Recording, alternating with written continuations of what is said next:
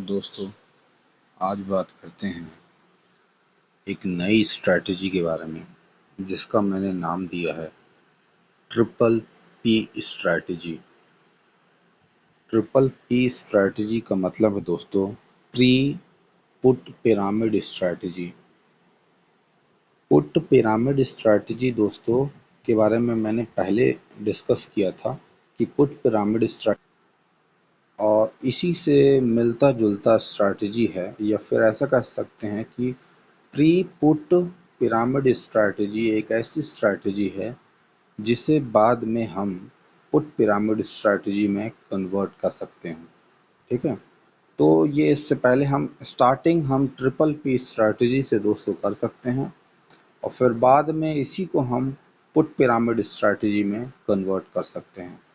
तो स्ट्रैटेजी क्या होती है ये आप मेरे पुराने वीडियोस में देख सकते हैं। आज हम बात करते हैं ट्रिपल पी स्ट्रैटेजी मतलब प्री पुट पिरामिड स्ट्रैटेजी के बारे में। तो दोस्तों, इसमें क्या होता है कि हम नेक्स्ट मंथ का कॉल और पुट दोनों बाय करते हैं।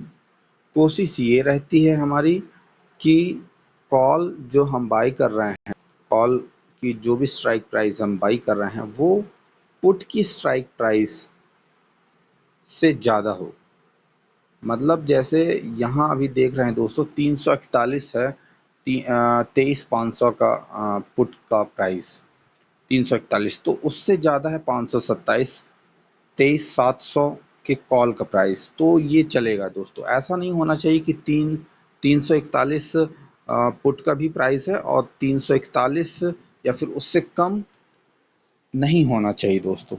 हमेशा कॉल का थोड़ा सा ज़्यादा होना चाहिए, या फिर ये बोला जाए अगर पुट का प्राइस पुट बाइंग प्राइस अगर 100 है तो वो 100 से 150 के 120 से 150 के आसपास होना चाहिए। ठीक है, फिर दोस्तों हमें क्या करना है कि एक करंट वीक का, ठीक है, और ये भी ध्यान देना है दोस्तों कि इनके बीच जो हमारी आज की एक्सपायरी है, जो नियर एक्सपायरी है, करंट वीक की जो एक्सपायरी है, उससे से कम ये 6 से 7 एक्सपायरी आगे की हो। 6 से 7 वीकली एक्सपायरी के बाद की ही एक्सपायरी हो ये।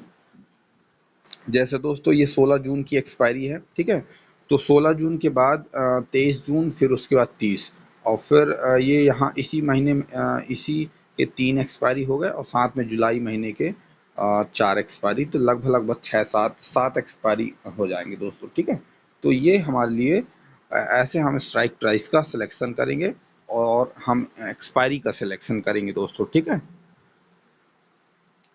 तो इसमें करना क्या है दोस्तों, हम करंट वीक का कॉल सेल कर देते हैं, एटीएम सेल करना है या ओटीएम सेल करना है, ये दोस्तों डिपेंड करेगा सिचुएशन पे। ठीक है, ज़्यादातर समय हम कोशिश करेंगे एटीएम सेल करने की, या फिर जस्ट मतलब 50 या 100 पॉइंट ओटीएम सेल कर सकते हैं। लेकिन कभी कभी हमें आईटीएम सेल करने की भी ज़रूरत पड़ सकती है दोस्तों।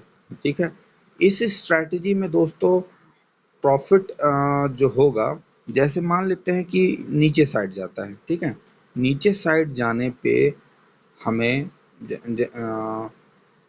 अब मेन चीज़ बात करते हैं दोस्तों कि इस स्ट्रैटेजी से हम मंथली कितना कमा सकते हैं और ईयरली कितना कमा सकते हैं, इसका सक्सेस रेशियो क्या है। ठीक है, और साथ में इसका